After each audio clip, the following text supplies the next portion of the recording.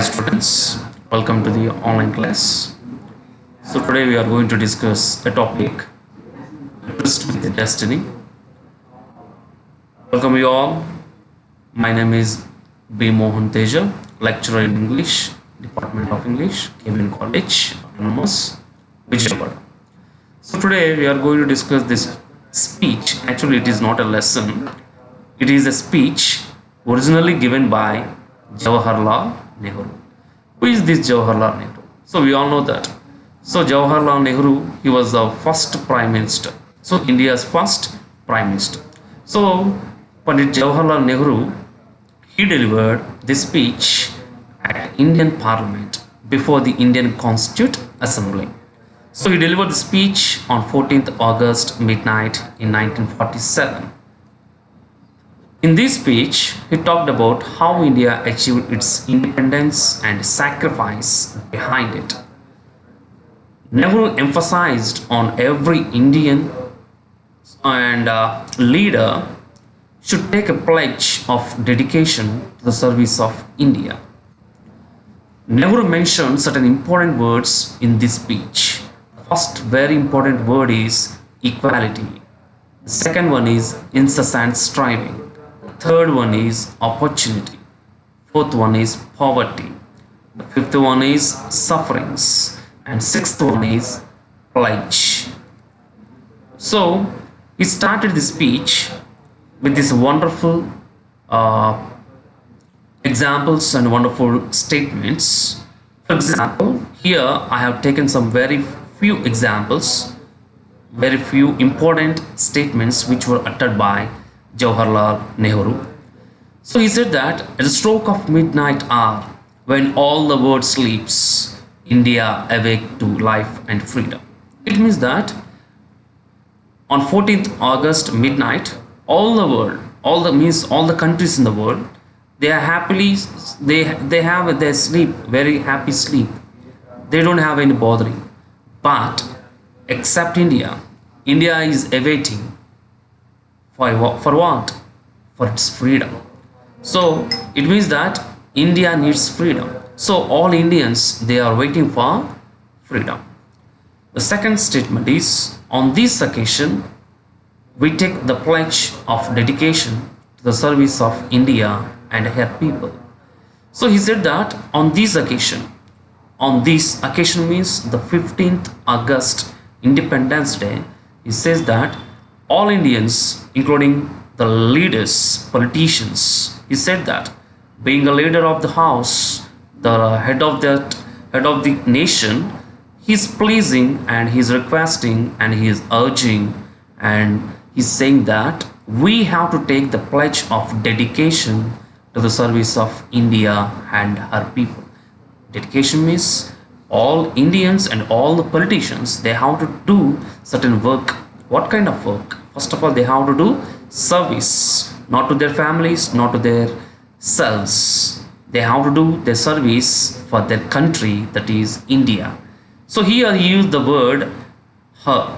Her means here our mother land, Mother India.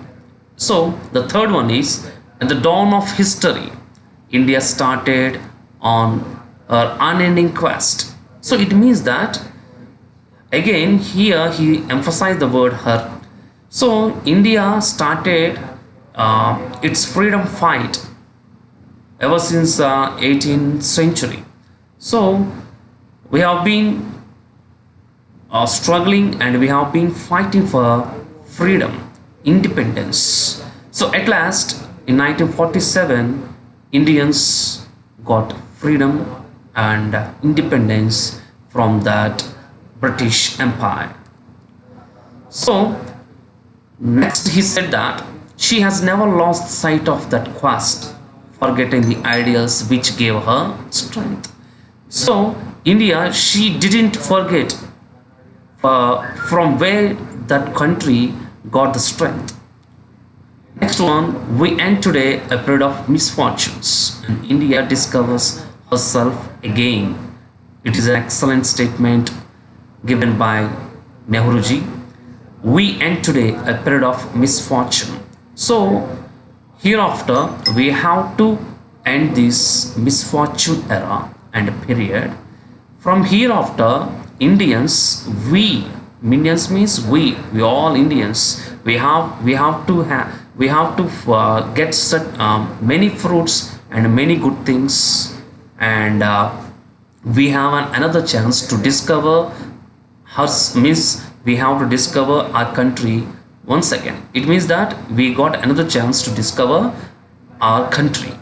The third one is the achievement we celebrate today is but a step, an opening of opportunity to the great triumphs and achievements that await us. It means that, so it is just a simple step. We have achieved only a simple step, only one step. It doesn't mean that we have reached our destiny. Okay, it means that we have to go long, we have to travel a far, means there is a road ahead, means a long road ahead. It means that we have to achieve more and more and more and more and more and things in the future. So getting freedom is not enough, getting freedom is not destiny. So it is not India's destiny. It's just a step we have reached. We have reached, and we have got only one step. So that is not the entire. It means it is not the. It doesn't change an entire state or the country. So getting freedom is not enough. So we have to do certain things apart from it. What are those? What are those things? Freedom and power brings responsibility. Another excellent statement given by Nehru. So all politicians, they have freedom and power. These two things must bring responsibility for a leader or an individual, means a citizen. So if we have a lot of facilities, sometimes we may misuse that freedom. Sometimes that freedom may cause certain unacceptable things. So over freedom always spoils us. But he is giving a small polite warning. Freedom and power brings responsibility. So we should have that. We should maintain that, and we should have that point in our minds. So this freedom brings some power. That power brings responsibility. It means that we should not violate the rules. We should not misuse the powers. Okay. Next one. Before the birth of this freedom, we have endured all the pains of labor, and our hearts are heavy with the memories of this sorrow. It means that our hearts are very heavy with the sad things. Why? Because now we are getting the freedom. We are getting independence from the British Empire. But the real powers, the real essence of this freedom is nothing but sacrifice. Many people sacrificed their lives. Many people were killed during the British colonial rule. All those people, they sacrificed their lives for us. So it means that we have a lot of pain.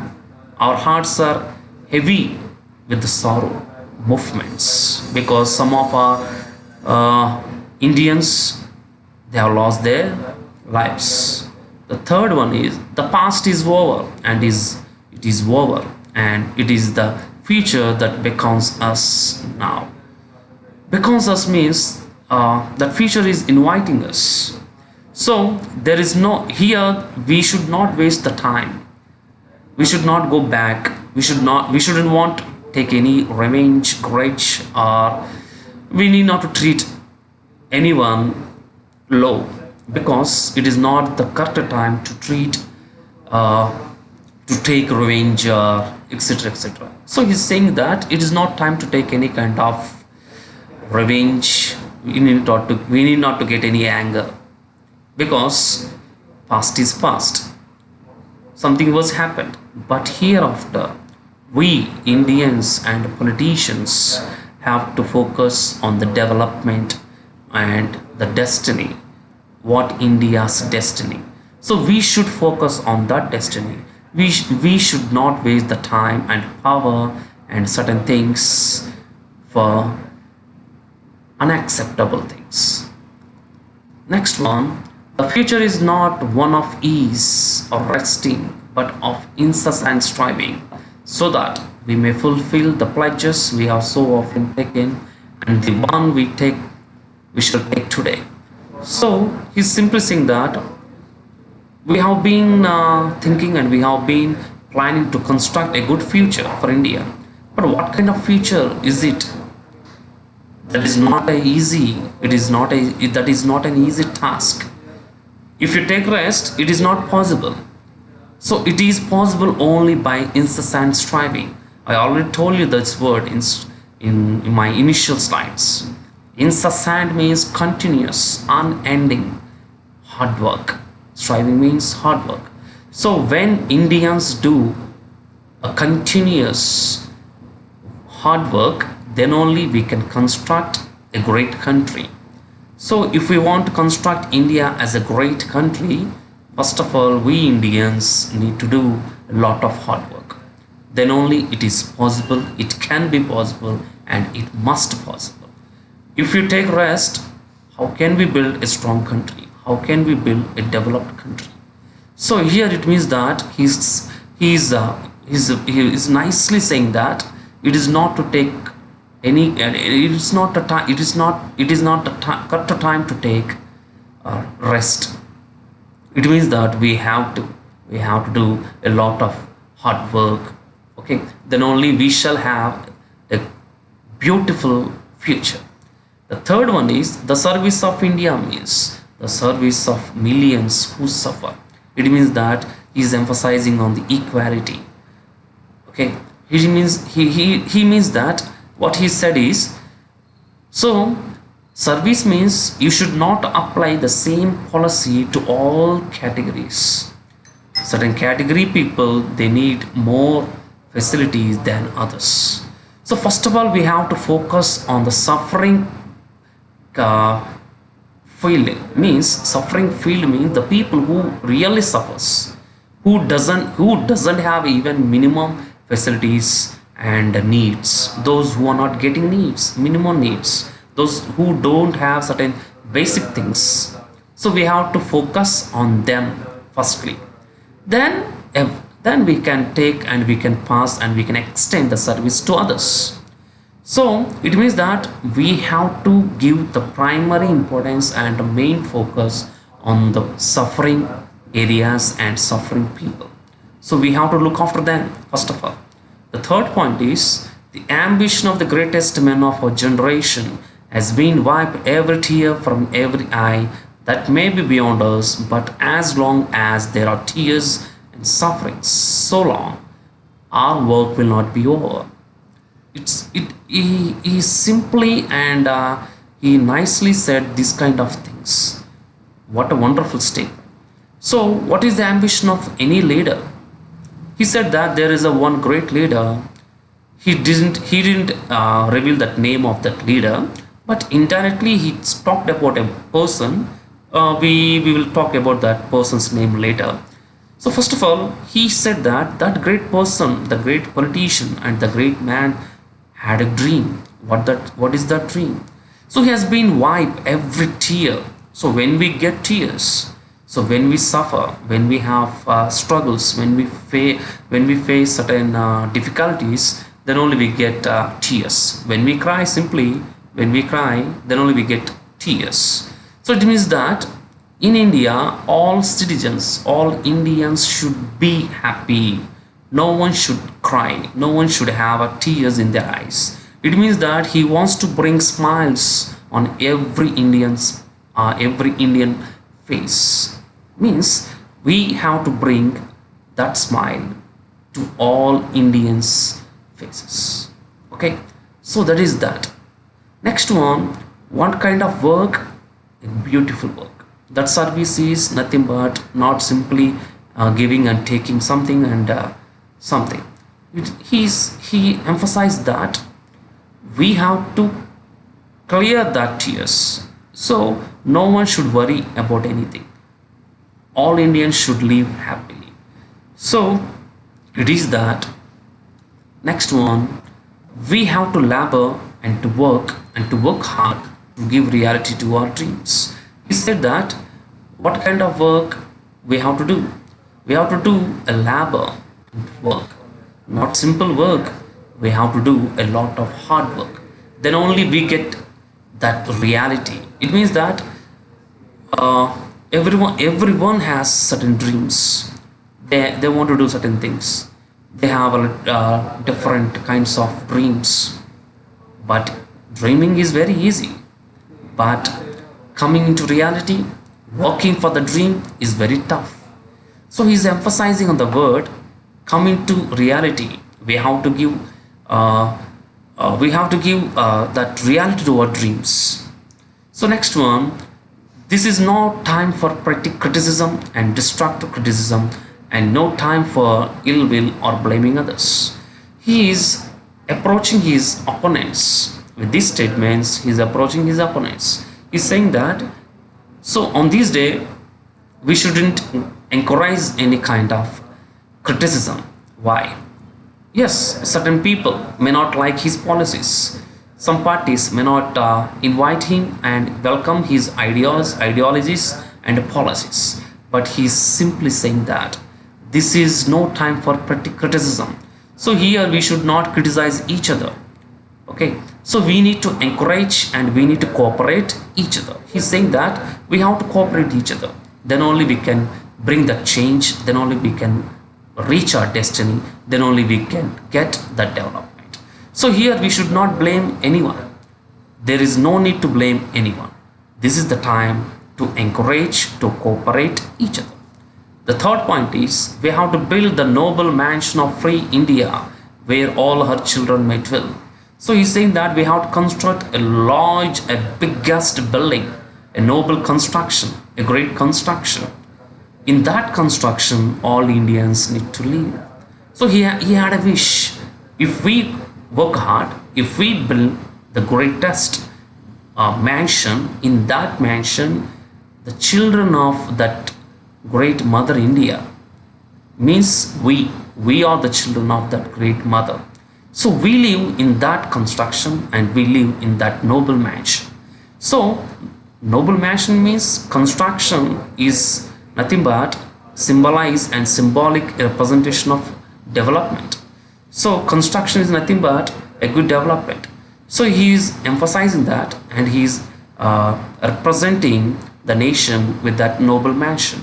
So if we build the noble mansion, in that mansion we Indians live very happily because we are all her children. Next one, a new star rises, the star of freedom in the east. A new hope comes into being, a vision long cherished materialized. So here he compared India with a new star. It means he's saying that a new star is rising from the east. East means so we are on the east side.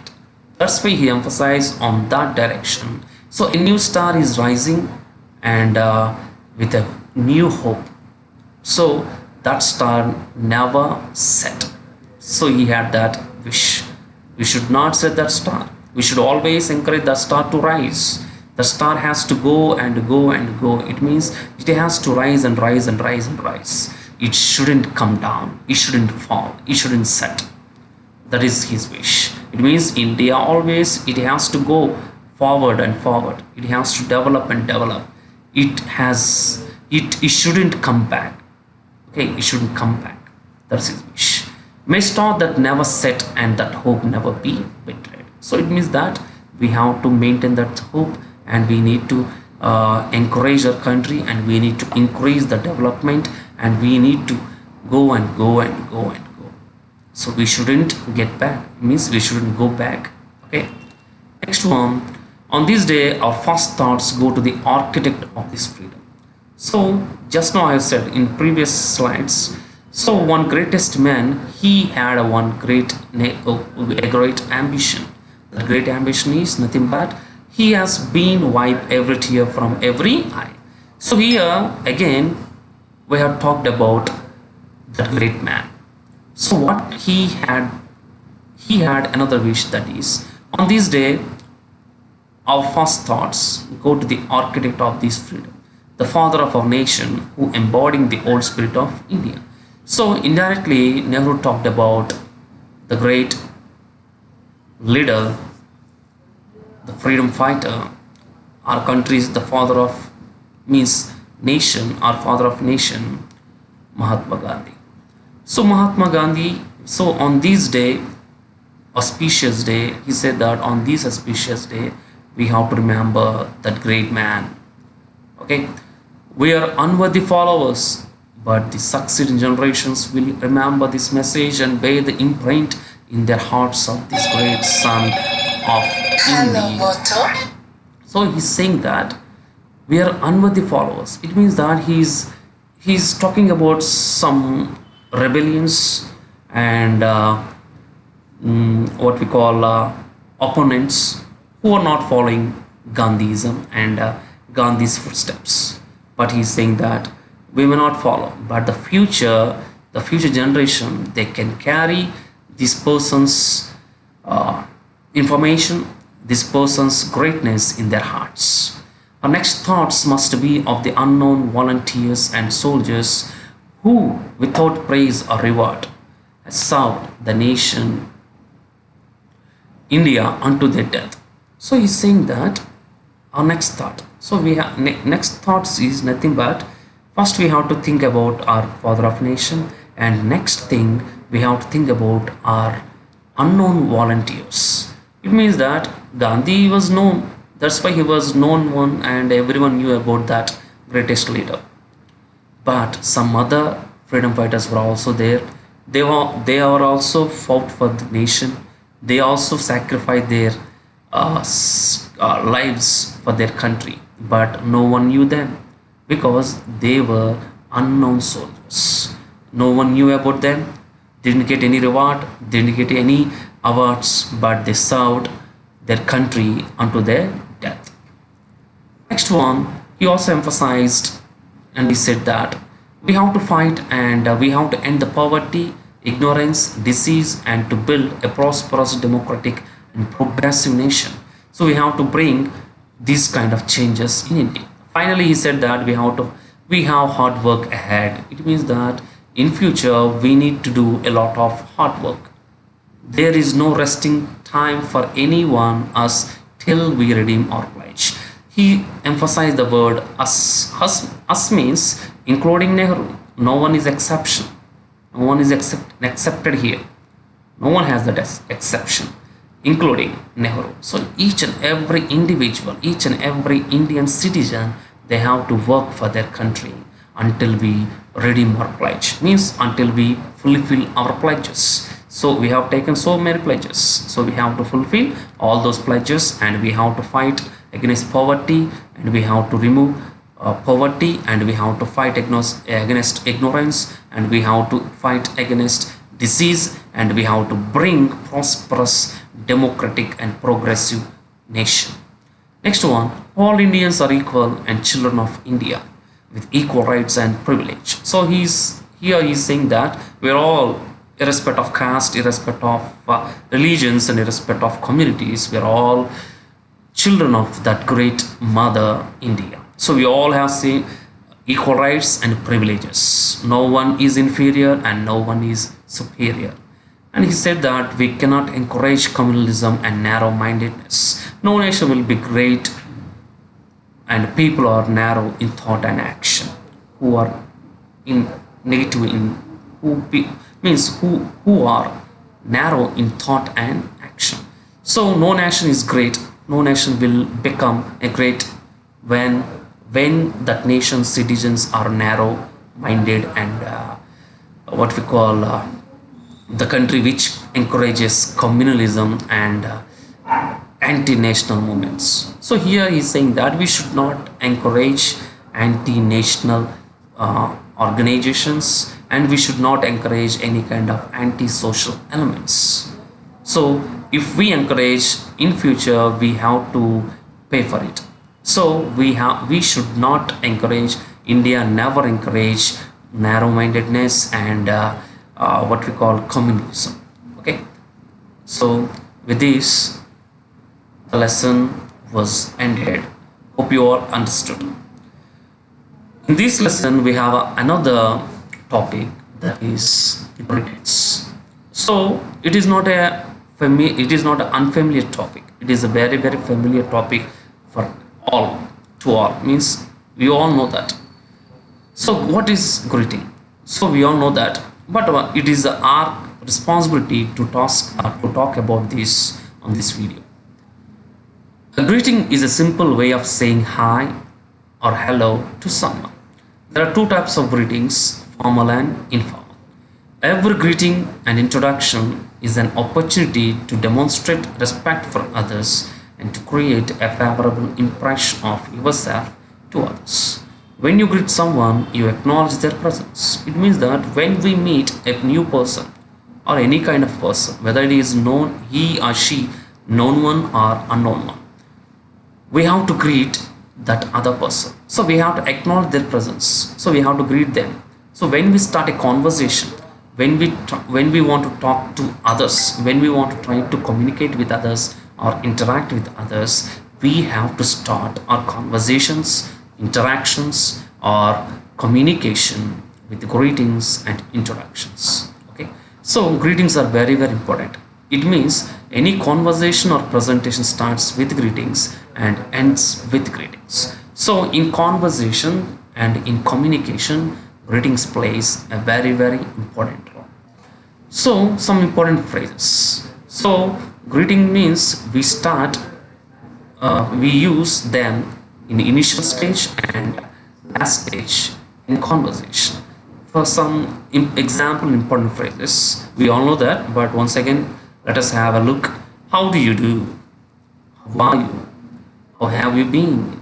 Hi, hello, nice to meet you, nice to see you. How is it going? Long time no see. What's up? How is life? So, among these, some are formal and some are informal. So, greetings are two types, formal greetings and informal greetings. Formal greetings means when we meet a person, if the person is a stranger or an official or our employer, we have to use formal greetings. Informal means friendly greetings. When we talk or when we interact with our friends, family, or close ones, we maintain that and we use that informal greetings. So hope you all understood. Thank you. See you.